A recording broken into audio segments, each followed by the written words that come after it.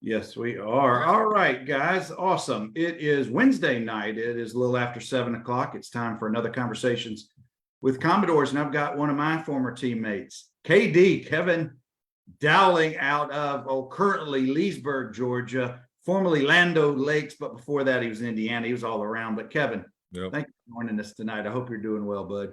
It is a pleasure. Absolute pleasure. Thank you. Well, these conversations, I will say selfishly, they're for me. They're not for really anybody else. My way of reconnecting with everybody. It's just learning everybody's stories, their experiences, and as I've often said, it doesn't matter when you played for Vanderbilt. We in the 50s, 60s, all the way up to the current team. Ethan Barr, one of our linebackers, was on a few weeks back. Mm-hmm. We have a lot of common memories, a lot of common shared memories about Magoogan, the field, campus life, whatever. Yeah. But what's different, what's unique is who we were with at the times. And that's the story that I love to get to. Yeah. And Kevin, before we go back to Doug Bradley and Natos and all those good times, and we will get into it, share a little bit about what's going on in your world in Leesburg.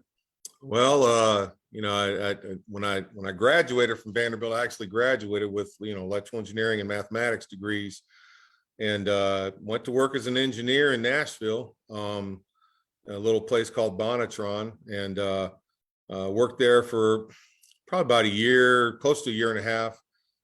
Got married. I married a girl from Vanderbilt, met her right before I was supposed to leave. She was Kelly Tiemann at the time, and now she's Kelly Dowling. So, but we got married, and we moved down to Florida, down to Tampa. My grandfather just passed. My mom needed some help, so we went down there, and had a friend tell me let's get in business together. And it was a legit business. I mean, it wasn't anything, it was legit, but it wasn't worth a flip. And so needless to say, it was flailing. And so we ended up going to my old high school, Land Lakes High School. We went to a football game just on a whim. And the guy that used to coach me in football and wrestling asked me what I was doing. And I said, not much. And there weren't really any engineering, not electrical engineering jobs in Tampa. A lot of civil, but not a lot of electrical. So he said, well, why don't you come up and help me coach a little bit? My little boy that was 8 years old when you were in high school is about 6'2", 240, and he could use someone to wrestle with. So I said, okay, whatever, I'll come up there. Well, I did, and it was like God shined a light and said, the Blues Brothers, and shine the light on Jake. And it's like God shined a light on me and said, this is what you were supposed to do. And I just fell in love with teaching, or with coaching, and then I got into teaching. And luckily that math degree helped me. I ended up, being able to teach math in Florida. Then my wife got a job offer from Procter & Gamble. She went to grad school down there at USF, University of South Florida. So she got her master's in electrical engineering. She got a job offer from Procter & Gamble. And, in those days, she made about twice as much as I was going to make. So it's like, okay, we're moving. So we moved up here, and heard Lee County was a good school system, but their athletics were horrible. And I thought, well, I mean, that's a challenge. So why not go there and teach math and coach? And so I did that. I coached football and wrestling at Lee County, and taught math, and ended up teaching AP calculus and some geometry, and was a defensive coordinator in football and was a head wrestling coach. And then, long story short, I ended up getting a master's in education and leadership. And then 2005, they asked me if I could be an assistant principal. I said, okay. And then later on that year, the superintendent called me in and said, can you be the principal? And it's like that. It's I liken it to you're like standing on the sidelines as a second string offensive tackle, and you're the guy out there is blocking an All-American defensive end, and he gets hurt. And so the coach turns and says, can you do this? Well, you're going to say no? Because if you say no, you're not getting back in that. You're not getting in any game. So of course I said yes, even though I didn't know what the heck I was doing. So I go in and I start being principal, and I was principal there from 06 to 16. Had a great time, loved it, loved the kids. My daughters both came through and graduated during that time. And 2016, they called me to come to the central office and be an assistant superintendent. So went there then, and that's where I am now. So been down there, and it's just, every step's just been, kind of led to be there. And now when you're at the district office, it's like, when you're in a classroom, it's like steering a car. You can make decisions, you can make adjustments pretty quick. When you're in a school, it's like steering a big semi. It's harder to steer, but you can still get it turned. At the board office, it's like steering friggin' luxury liner. I mean, it takes a while to turn, and you got to get the right people involved to be able to turn it. So, right. Well, I got to ask you. I mean, that's amazing. Your path. One of your fellow signees and fellow Georgians. I got to ask Slaw Dog. Slaw, would you have ever guessed Kevin Dowling would be in charge of the future education of so many young people in the state of Georgia? And I already know the answer, but I want to hear what Slaw has to say. I applaud you. I think that educators, coaches, they're so underappreciated. They're certainly underpaid. And when you move up the ladder like you have, one, it's a pat on your back for your leadership, and folks have recognized that. But you must have more patience than anybody, because I'm sure dealing with parents, dealing with children. Slaw Dog says you still can't spell, but I think they overlooked that part. It was the math. They really focused on the math aspect. that's right, math. But Kevin, I've always had a soft spot for coaches and for teachers, because they're the next level parent, if you will. And to be entrusted in those positions speaks volume for you. So I applaud your career path and where you've gotten to today. So bravo. Well, it took a lot of growing up. You mentioned patience, and you are so correct. And when I was young, I didn't have a whole lot. And it's funny how many times I say, 20 years ago, I'd have, somebody cuts me off in traffic. 20 years ago, I'd have caught up to that guy and flipped them off and cut them off. And now I just, I might say a few words of ill repute while sitting in the car. But I just, when you get older and you have life's experiences, you grow up a little bit. It's funny. I think back to college, and I think of the whole NATOS name and the reputation and the earned reputation at sometimes. And I even think of myself as a teacher, and I wonder how many times would Principal Kevin would have called teacher or Coach Kevin into his office to have a little discussion. And I lost count at over 10, because when you're young, you're just full of piss and vinegar, and you do some things that later on you look at yourself and say, golly, well, I'm glad I didn't get caught doing. We're all glad they didn't have Facebook, cell phones, the internet, and everything in the 80s. I'll tell you that much. So I know of many, including Slaw Dog, who are also very appreciative that there and no smartphones back in the day. But that doesn't mean it's fun. There was no ill will. There was no ill intent. It was just guys being guys. It's learning. You're growing up. You're coming out of high school. We're all knuckleheads to varying degrees. And you get to college, and we're playing a sport that really is a lot of testosterone flowing. And you just want to hit somebody, or you want to stay not getting hit, like yours truly. But it's your time to grow. It's your time to expand. And you get in a little trouble here or there. No harm, no foul. But the beautiful thing is you came through all of that relatively unscathed.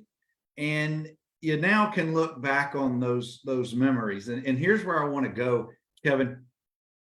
When you were an offensive lineman, I loved you. I thought you were awesome. You were one of my protectors. You could do no wrong. But when they moved you to the other side, I was just like, man, I can't stand that dude. I got to stay away. Let's talk about the mindset of an offensive lineman versus a defensive lineman, because while there are some commonalities, I think they're vastly different mindsets ultimately. Yep. So how did you transition from one to the other? Well, when I first got there, it's funny, when I first got there, they told me I was a defensive end.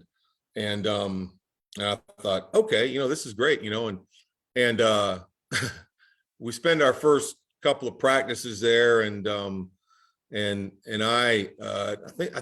I played defensive end all the way up until about the first scrimmage. Now you have to remember, back then we had this right tackle by the name of Wolford, Will Wolford, who was I've heard of Yeah, he's been heard of, which I have a little story on him too. But anyway, but Will was unbelievable, and him and Jim Pop, who was about 6'6", 250 pounds at tight end. I'm playing a 5 technique, which to the uninitiated is right outside shoulder of the tackle. And they come up. I remember this like it was yesterday because I still have a finger that doesn't work properly because of that. But Will, I'm lining up. Will says, "I got a 5," and I know what that means. That means he's telling Jim, "We're going to double team this guy." And I'm like, "Oh no!" And they start chuckling. And we're on turf now. Okay, we're on the stadium. We're on turf, and they block me and slide me back. It must be 7-8 yards. And I mean, I can't. I'm trying to get down just to get in the ground and make up. I can't. And so it quickly become evident that I wasn't quite the spectacle at defensive end. So they moved me defensive tackle, and that's where I spent the first couple of years. The year under Coach Mack, John Fouts, he was our number 3 tackle. We had Steve Wade and David Worm were starting, and then Fauci was number 3. So he was the first sub, and I was the second sub. So I got a little bit of playing time here and there. And then when Coach Brown came on, I played one more year as a defensive tackle. And then my 3rd year, I got hurt in practice right after the Mississippi State game, and that's when I ended up getting redshirted because it was a deep thigh bruise that was so weird because it lasted for like 7 or 8 weeks. We couldn't get it over with. When John Norwig and the trainers want to take pictures of your leg because of how it looks, you get concerned. The next morning after it happened, I came in and oh crap, I can't remember his name now. He was a shorter guy in the training room. He was like number 2 to John. Tim Brandt? No, the next one. Federici? Paul? Yes, Fed. Yes, Fed. Yeah. He came. I put my leg up on the table, and he looked at it. He goes, "Holy," and then he said, "Hey, come in here, Wig, come in here." And they all come in and they're like, "Wow, and this is what happened to you?" And I told them what happened. I was like, got blocked, and I had huge thigh pads, but Rodney Barrett, his helmet went right in there, and and they were like, "Can we take a picture of this?" And I'm like, "Guys, can you help me? I mean, what's wrong?" So anyway, but like you're at the zoo. yeah. So after that year, I get a call in March from we're just about to start spring practice, and Coach Warhop calls me, and he's the offensive line coach, and I'm like, "What does he want?" And he asked me to come down to McGugin, and he puts me in one of the handball courts down there, and he starts. He tells me they want me to move to offensive line. They want me to learn how to block. So he asked me to start working on stuff, and the rest of it was history. But so long story short, when I'm playing defense, I mean, it's like wild aggression. You're trying. You have certain steps you have to take depending on what the call is, but you are trying to engage and cause chaos. Absolutely cause chaos. And when I coached, that's the way I coached it, And when you go to offense, you got to move this person, and the game has changed so much since we played. When we played, it was smash and hit and drive, and now it's just so much zone blocking and step and take them where they want to go. But we had to come out and we knew the play, thank the Lord. But we also came out and we tried to knock people off or go in and up and hit a linebacker, and so it was a lot more. It wasn't chaotic. You were trying to preserve order. So as an offensive lineman, you're trying to preserve order, and do what you're supposed to do and make the play go clean. And as a defensive lineman, you're trying to disrupt all that and create chaos. So I guess it kind of fit my young craziness when I was on defense. I don't know, but. Well, I'll say this in all fairness to you, as a pure freshman trying to go up against a future NFL all world offensive lineman whose name is the Tractor. Yeah. Jim Pop was recognized, I think, on maybe some all SEC teams at one point. Give yourself a little credit, even though you may have looked like you were the original version of the blind side being blocked. Oh, yeah, it was close to that. It was good. If they would have wanted to take me over in the end zone, they could have, but they were nice to me. They were nice to me. So well, it's Kevin. the transition from any, whether you went to Clark Central High School or on an incredible teams like Slaw Dog was, or you went on a program that won only a couple of games in high school, that transition into the SEC can be a large jump for 99% of us. It's the rare ones that come on the field as a pure freshman and start and excel. And most of the time, those guys end up in the NFL. Right. So for the rest of our experiences, redshirting is usually somewhere in the mix, whether it's your first year because you're a freshman, or like yourself, you have a medical issue that you got to deal with. It's along the way. But here's where I wanted to ask, did you agree with, or were you resistant to being redshirted the year that you were, and did it benefit you ultimately? That is a great question, because when I first got hurt, it was, even though they took pictures and all this stuff, it was still thought, well, you'll be out a couple of weeks, but you'll come back. It'll be fine.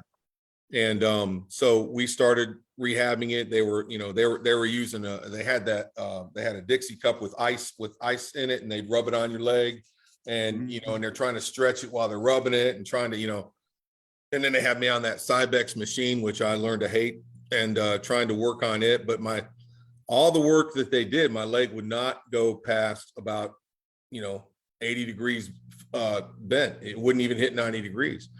And after a couple of weeks, after it's probably 3-4 weeks, and look, when Coach Brown came, I mean, I love the guy, but I was not one of the kids he recruited.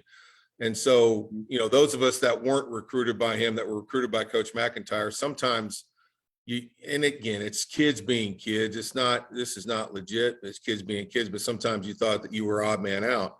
And I wasn't playing near as much that year. And so when they said, look, it's been a couple, I don't know when this is going to heal. We're thinking about redshirting you. What do you feel about that? I said, yeah, that's fine. I mean, it did.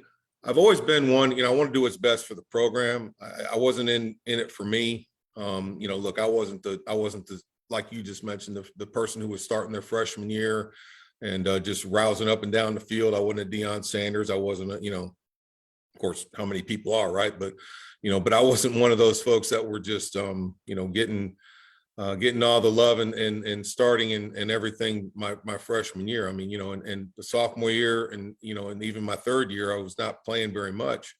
And I thought, well, maybe this will give me a chance to really try to work harder and decide, how my last couple of years are going to go. Plus I was double majoring, and I figured, well, I might need a little bit extra time anyway, which I did. I ended up needing another semester.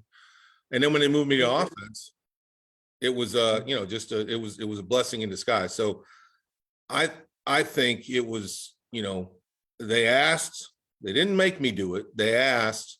Now, if I'd have said no, would they have made me? I don't know.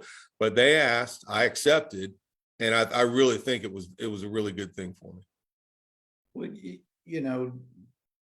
being a team player, being a program asset, is really what the coaches they want. And it's the rare athlete, as we mentioned earlier, who can kind of dictate where he's going to play and those kind of things. But I think a lot of players end up playing different positions than they did coming out of high school. They just develop differently. They have more strengths here or there, et cetera. We both know a lot of our teammates who switched positions, but it does speak to even your younger self, the fact that you recognized all of this and just went with the flow. And that you mentioned the other thing that I was going to get to was being a double major. It wasn't as if the majors that you chose were walks in the park. Electrical engineering and math is no joke at Vanderbilt.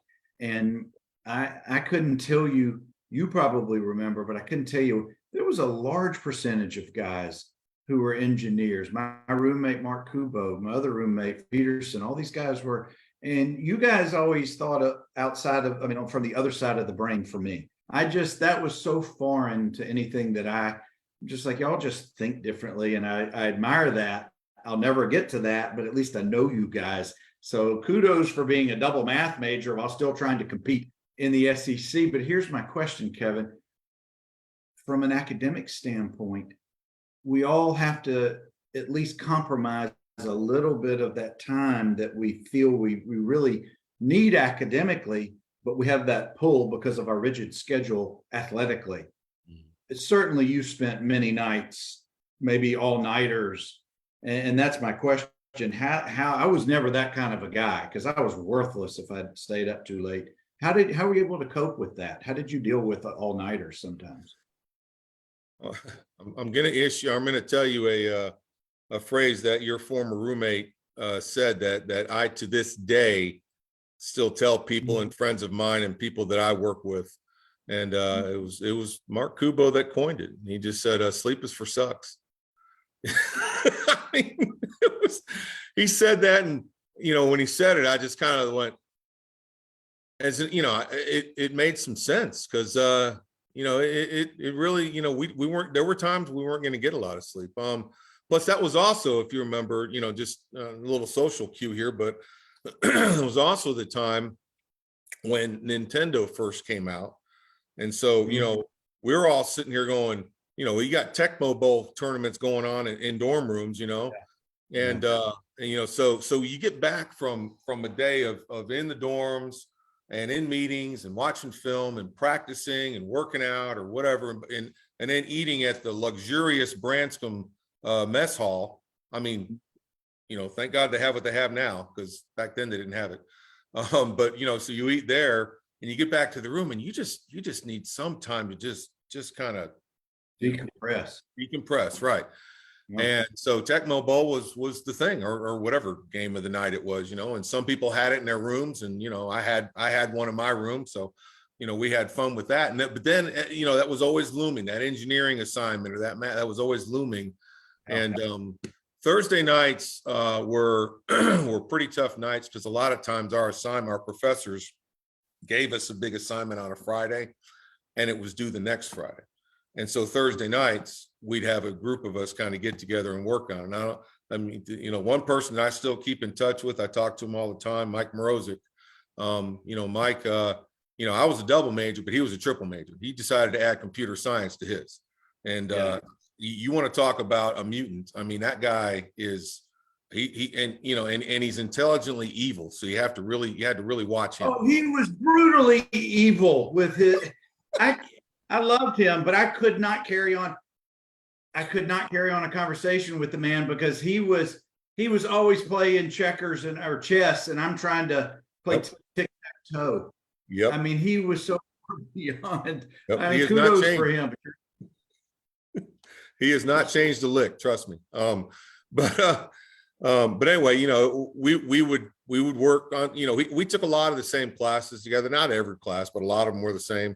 So we would work Thursday night. It was another a girl, Denise Stauffer. She was a tennis player, and a couple others, that we would kind of work together, trying to get things done. And it was tough, because Thursday night was also a great exit in night and a great night for some of our compatriots. Go out and party.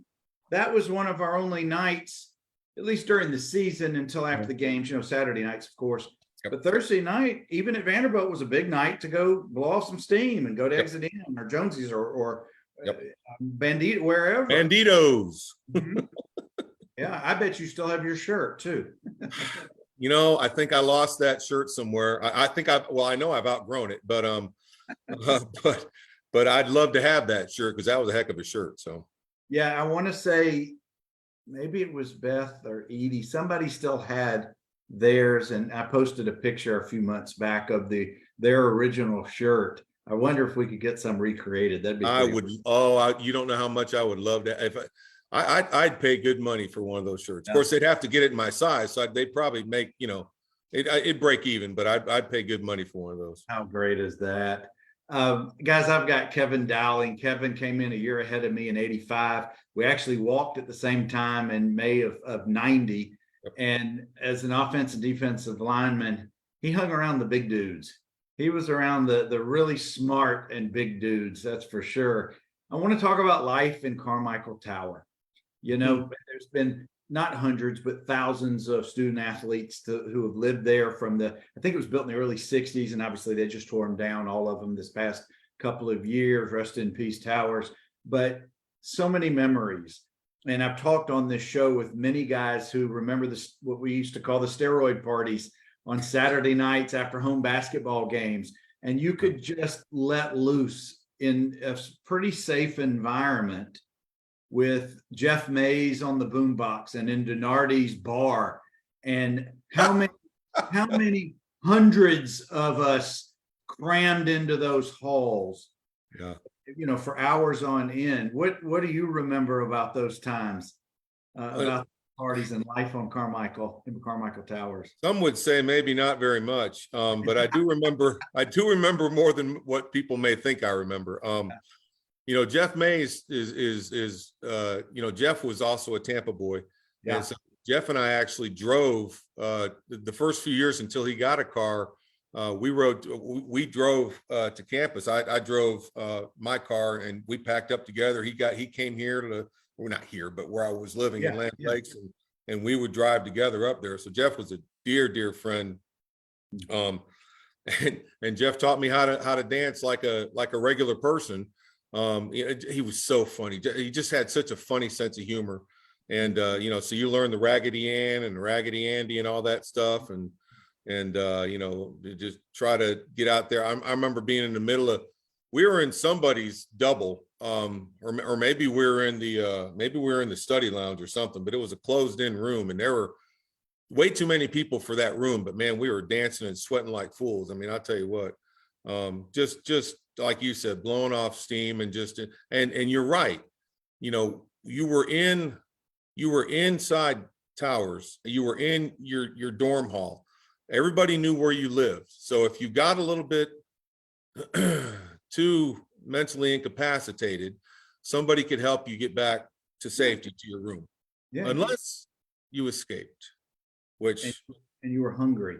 And then there were the trips to White Castle or wherever. But I can vividly remember, because these parties would be in the winter, typically February, January, December. And it was cold outside. And until somebody cracked a window in the room we were in, the temperature would go from it felt like 140 degrees to about 40 degrees very quickly. Yes. But the fun never stopped. I didn't care what music, it didn't matter. We were all teammates. There may have been guys from TSU who came over. There may have been fraternity guys who were friends with the guys on the team. It was just fun times. And it was such an innocent time to just blow off some steam that, all it does is put a big smile on my face just recollecting back then. Dude, you see me, I mean, I'm just thinking of, and again, nothing, you said it earlier, nothing mean-spirited. Nobody's in it for themselves. Nobody's trying to pick at anybody else. I mean, look, when you're teammates, you have a family, and sometimes you have conflict, and sometimes somebody makes you a little bit mad, and sometimes somebody has some different views than you did. But I will always contend that is where I grew up the most. Didn't seem like it sometimes, but I grew up the most through my years in college, because I'd met people from all different walks of life, whether they were from Chicago or Ohio or California or New England or Georgia or Florida or Texas or whatever. You met all these people, white, black, Hispanic, Filipino. I mean, you met people of all different walks and all different shapes and sizes. And we had such great camaraderie. I mean, we may not have won the SEC, we may not have won a lot of games, but I can tell you something, every one of those guys, I mean, you really appreciated the camaraderie that you shared with your teammates. You really did. You sent a picture, and I've since posted it, that's from one of the yearbooks. Mm-hmm. And it's you as an offensive lineman in a huddle. Mm-hmm. Mitty's there, I think Bunk Civilian and some others. And I want to try to take you back either to that huddle or your remembrance of being in a huddle. And you're only in there for 3 or 4 seconds. You're getting the play called by Eric Jones or whoever was the quarterback at the time. You know your assignment. You're walking up the line. You may be talking to Smitty or whoever's next to you, looking at the defense in front of you. I want you to take us to the mind of an offensive lineman. Granted, you're a little tired from the previous play or the two plays before that. It's a long drive, but it's a lot of muscle memory at this point. You're in shape. You just got a job to do. So take us into the mindset of that offensive lineman from when you get the play to right before the play starts at the snap. Yeah, as soon as they're calling the play, you're thinking, okay, if I have this, I've got to do that. If this guy's in a 5 technique, I've got to do this. If he's head up on me, if he's in a 4, I got to do this. If he's in a 4-eye, if he's inside me, I got to do this. And I got to make a call to my guard if there's 2 guys outside and it's a pass play and we got a fan block, or if he's got a 3 technique, he's going to tell me what he had. So all that's going through your mind. But like you said, there's some muscle memory, and then there's just some short, long-term memory that you just know, I got this guy next to me and I trust him. And one of the biggest things for offensive, and you see it all the time, even in today's college, when defensive linemen do a stunt, when they start doing it, depending on how they run that stunt, you and your partner have got to be on the same page, whether you're switching off or whether if this guy's too deep and now you've got to try to get back around and get to the other guy. But you've got to have a lot of trust in the people next to you, and an offensive line can be, one of the closest communities in on a team. There are a lot of guys, they don't get a whole lot of recognition. They're not the ones that are, able to say hi, mom, because they just scored a touchdown or something like that. But we didn't care. We didn't need that. We needed the guys behind us to have success, and if that was the case, then we felt good about it. The only time you get called out is if you missed a block and there was a sack or a tackle behind the line. But then when you did your job, that was expected of them. We scored the touchdown, but they were supposed to block like that. Exactly. You never got the credit, but you certainly got the blame. Yes, you did. Matter of fact, I can tell you one. We played Kentucky my senior year, and they had a defensive lineman, Oliver Barnett. And I will tell you, he was probably the best defensive. Now, he didn't make it big in the pros because he never really the rumor was he didn't work as hard as he could have in the pros and blah, blah, blah. But in 1989, he was 285 pounds, squatted 800 pounds. Now, this is what I was told. I remember him. He was a beast. Yeah, he was a beast. And so first play of the game, we're going to run a quarterback draw. And this is, I think Mike Healy was playing quarterback, and we're going to run a quarterback draw because we knew he was going to come, and we knew he was going to, he was going to come full bore. So my job was just to kind of guide him up there. Mike could duck underneath him. I thought, oh, great play. I set. It is the only time in my life that I pass set. When you pass set, I mean, you're bracing, you're ready, and you're just going to slow this guy's his progress down. It's the first time ever in my life that I was knocked on my butt while pass setting. He went over the top of me, knocked me straight down, grabbed Healy and swung him around and put him down. And all I could do when I went back to the huddle was just go, sorry. I mean, there was nothing else I could do. It wasn't it wasn't I missed an assignment. Yeah. He was unbelievable. And he told me after the game that I hurt him, and I was like, well, thank God, because I noticed he didn't play the second half. I think he sprained his ankle or something, but I'm sure it wasn't me hurting him. Surely it wasn't from being a better athlete, because man, that was the best guy I ever played against. He was unreal. If I remember correctly, it was up in Kentucky. It was a night game. It was very, very cold by the time we finished, if memory serves. How about, do you remember us going up to that same month when we went up to West Point? Yep. And I played from there too. I was going to say, tell me what you remember about West Point, because I have a couple of memories I can share too. West Point was the smallest stadium that I ever could not hear myself in. Those guys were so freaking loud. I mean, 30,000 seat capacity, and the whole game are going, oh. But one of my best friends from high school was at West Point at that point. He was there, and we had a play. Wait, did he play, or was he just? No, he was just a cadet. But he played football with me in high school. But we were good friends. His mom was a teacher at my school, and his name was VJ. So we run a play and Boo catches a curl or something. It's just like right about 7-8 yards in front of us, and he's fighting for yardage. And as he's fighting for, he always was hard to bring down. And as he's fighting for yardage, I'm running up there because I'm going to try to help spring him, if I can. and he's going down as I'm arriving on the play, and I see the free safety coming up from the other side. And I'm like, he is not going to hit my receiver. But while he's going down, he ain't cheap shotting him. So I plant my feet and I dive over the pile to hit him. As I plant my feet, the whistle blows. I'm committed. I'm going. I can't stop. So it's like, and I hit this free safety, and he goes back about 3 yards. The entire stadium.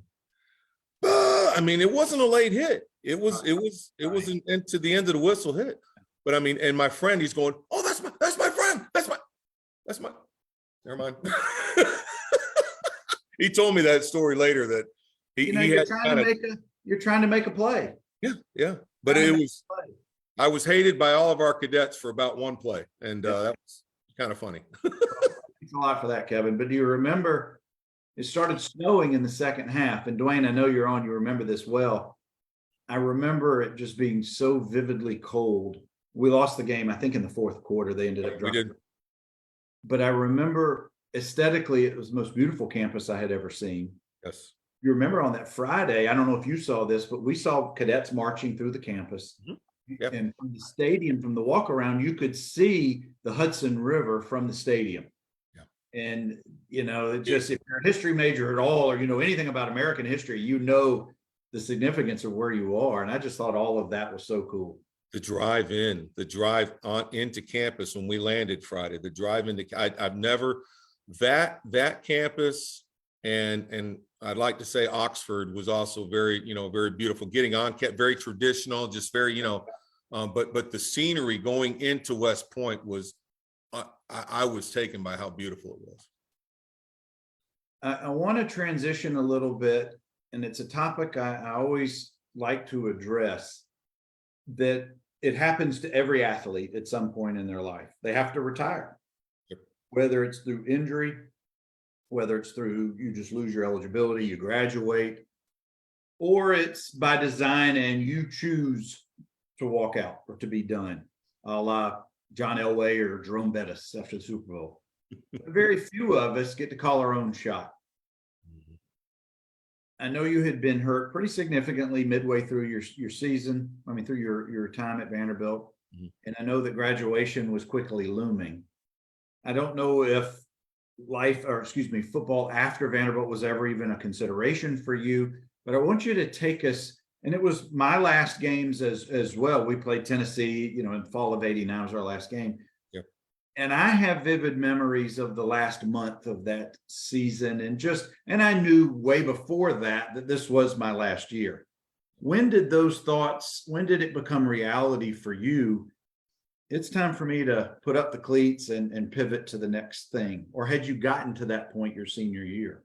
No, I was there. It was, you're always, the term they use these days, you're always grinding, you're always working hard and going to school and playing and practicing and everything else. And so, but when it started turning colder, you get into the October months and, get into, later in the season, it starts to hit you. This is the last go around. This is it. I wasn't going to play in the NFL. I wasn't even going to try to play in the NFL. I was mentally and physically, I was done. It was time for me to turn the page. I loved football. I loved the camaraderie, the team, the atmosphere, the school. I loved all of that, but it was time for me to move on. And I think that, knowing, I went into that Tennessee game the same way. I mean, I knew this was it for me. And, playing in that game was some funny things happened in that game. Is always funny things happen with linemen. It's just Smitty one time. Oh God, it was hilarious. He was blocking again. I think the guy late hit him or something. And Smitty turned to him and goes, "That might be the last play you ever play in your life." When you're 6'9" and you say that, it's pretty intimidating. But it's just, the smack talk you hear from people now is not something like that. It was, Right. It's like our smack talk was the pure smack talk, Right. we Right. didn't use all the, colloquialisms and stuff that they use these days, but we would say, I'm gonna get you. I'm gonna get you. And, when that game ended, there was actually a picture of, I got chided for this, but there was actually a picture of me and Tracy Hayworth, who, I ended up having to block him. Some of that, Smitty got hurt that game. And so they moved me to left tackle, and, which I was left-handed. They asked me, can you do this? I said, Coach, I was born to do this. I'm left-handed. I mean, I've been playing right tackle and struggling. And anyway, so isn't Smitty left-handed as well? I can't remember if he was definitely a great left tackle. I can't remember if he was left-handed. He might be. Anyway, I'm sorry. Go ahead. But so after the game, I mean, we hugged it out. Me and this opponent who I'd been fighting against hugged it out and just said, "Hey, good game and good luck," and all this stuff. And so then there's a picture supposedly, and I don't remember seeing it, but there was a picture in the Tennessean that said "Friends in the End" or something like that. And they were like, "You hugged a UT guy," and I'm like, "Dude, I'm done. My career's over. I mean, and plus I went to war with this guy, and I mean, there's respect, when you're going against somebody, and maybe it's just not there as much anymore, but I just remember, I'm going to do all I can to block you and to deal with you, and, and to, if you say something to me, I'm going to say something back to you. But at the end of the game, I appreciate your effort. I know that you're going to go back to your team, and you're going to go back and you're going to get fussed at from your coaches on tape, and I'm going to get fussed at from my coaches, and we're living the same lives. I mean, we're, people that are playing against each other like that, when you go home, it shows you that you're part of a huge community, and there's respect. There's a lot of respect given to the person that I was against after the game. Now, during the game, maybe not so much respect, but after the game, plenty of respect. You want to knock his block off the whole game, but when the whistle finally ended the game, right? I get it. Kevin, what about, take us to post graduation? Mm-hmm.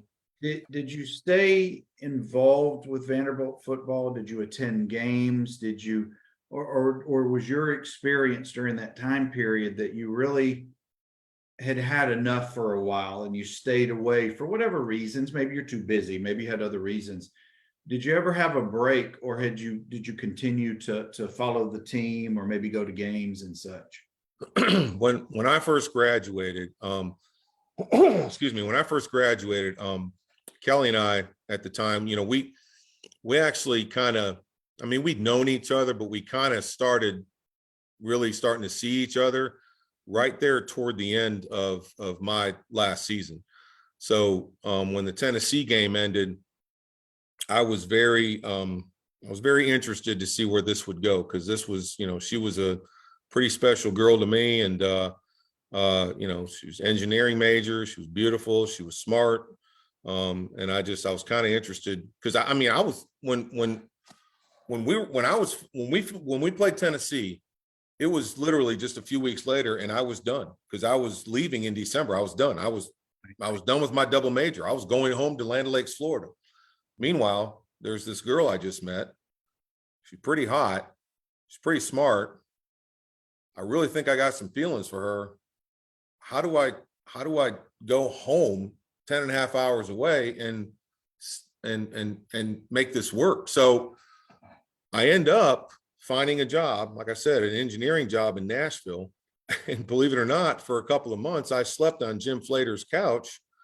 He was an RA at the time. Sure. And he had a little apartment at the bottom, on that lobby floor at Towers. And I slept on his couch for probably, gosh, I don't know, 2-3 weeks. I went home and told my mom, I said, I've got to go up there and see what this is about, and see if I can find a job up there. And so he was gracious enough to take an old retired offensive lineman and let me sleep on his couch for a few weeks. And while I tried to figure out things. And so I ended up living in Nashville for a couple of years. I lived with Jaron Evans, was my roommate, and Jaron and Carolyn Peck were dating at the time. So Carolyn was there all the time. But I was very involved at the beginning. Got in with tutoring. I tutor kids in calculus. It's just, some of the freshmen that were coming in. Went to ball games, was there in 1990 or 91 when we played LSU, and I think can't that remember. was next year. Yeah, I think it was. But so I was now when we got married and we moved back to Florida, that's when that distance, there was no way to overcome that distance. And that's when I always have followed Vanderbilt. I've always tried to stay in touch, with what's going on there. But unfortunately, the distance has just not allowed me to go back as much as I can. Kelly and I went back for her. She had a homecoming. I want to say 2016, maybe something like that. And we went back and they played Tennessee State, and we went back to that game. And I saw some of the guys, saw a couple of guys that were there at the game, and that was really cool. But I don't get back as much as I'd like to. But if I ever get retired from this education business, then I plan on making a lot of trips. Well, I was going to say, Kevin, with all your fall responsibilities as coach and as different levels of administration in the school system, it's probably hard for you to break away. It was times, but you're bringing me back all those Florida guys, Evans and Mays and Flater. Now Flater's been on the show, and for those of you who didn't know, he was our RA in Towers. He was also in the band, and he was a huge football fan and friends with a lot of guys in your recruiting because y'all came in together. Yeah. And wink, wink, nod, nod. He kind of turned his head every once in a while and let certain kegs go upstairs, etc. Limitations is expired, and Jim's already been on the show.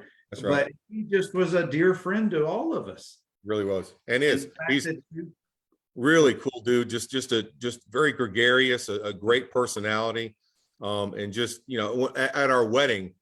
He's running around leading the charge. They played the Vanderbilt fight song, and he is leading the charge around and I remember that. I don't know how I remember. I don't know why I remember, but he just has always been that really big, just a great friend to all, just a great person. So. What a tribute to, we're giving Jim Flater some flowers this evening, but that's so good. And we got a couple of minutes left, Kevin, and I sure appreciate you just taking me down some of the same or similar memories that you're sharing tonight. All right, now here's a tough question. Okay. Where and with whom, not what, but where and with whom did you get in trouble with on many occasions? Who were you rolling with, and where were you guys? Morozic. God, oh man. Well, okay, so freshman year, there were some times with Barry Booker Barry probably doesn't want me to mention those, and I won't. I'll protect him there. But I didn't say what. I just said right, where. That's right. That's right. Barry. We had some interesting times in Branscombe. We found what was our dorm? Our which building? We were in.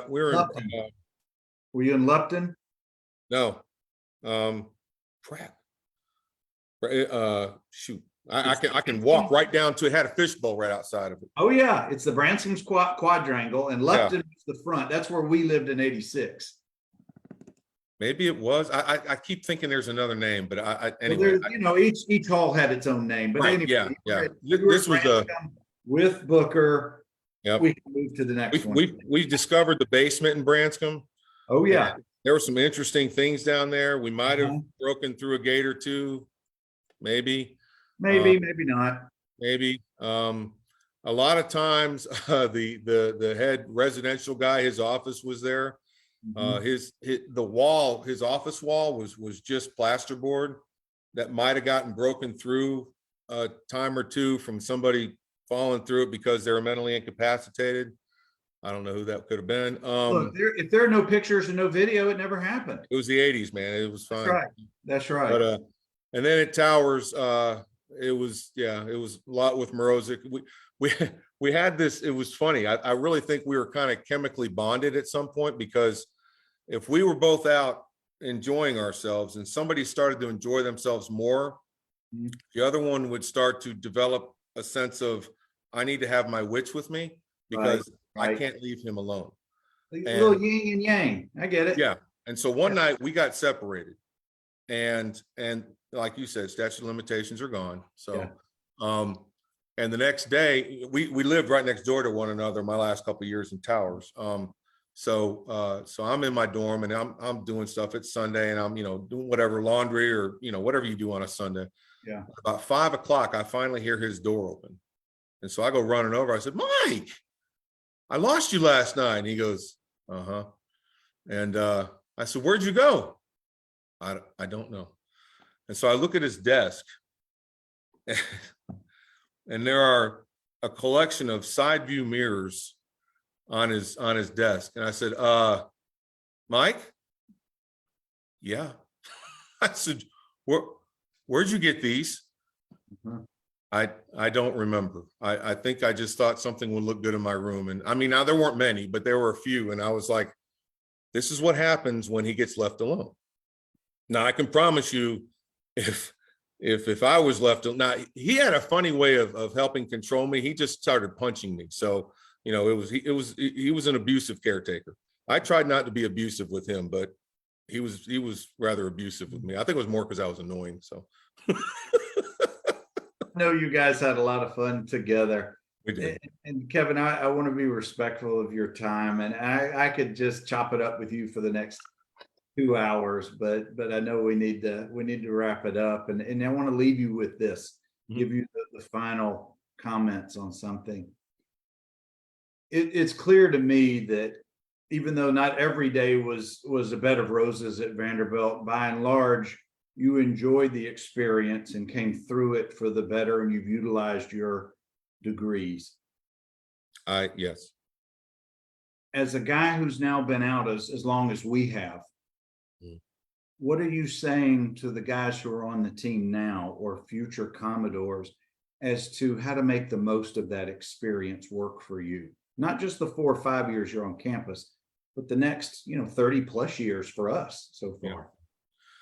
Yeah. It really did. People used to say to me, when we were in school, that Vanderbilt name's going to mean something. And I'm like, I'm living it. I don't, how does it mean something? I don't understand, and it really hit me. I mean, where I'm at, and just and everywhere I've been, when you say the name Vanderbilt, people automatically sit up a little straighter and are like, man, you must be pretty smart. You went to Vanderbilt, and I mean, that it's not like it's, they're blowing smoke up my rear end or something. That's not it. It's just there's a respect for the academia, for the intellectual, for the intellectual promise that a person can hold by making it through Vanderbilt, not just going there, but just making it through and coming out.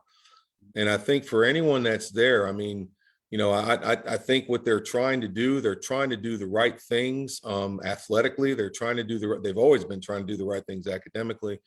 But I think if you'll make it through that, I mean, I know that we have a growing group of alumni, and I'm one of them. I mean, I would love to get, back and mentor, kids that might need it. If they need it, if they don't need it, okay, that's fine. But I mean, if they need something, I think they'd find a group of men and women who would be willing to, to talk to some of those kids.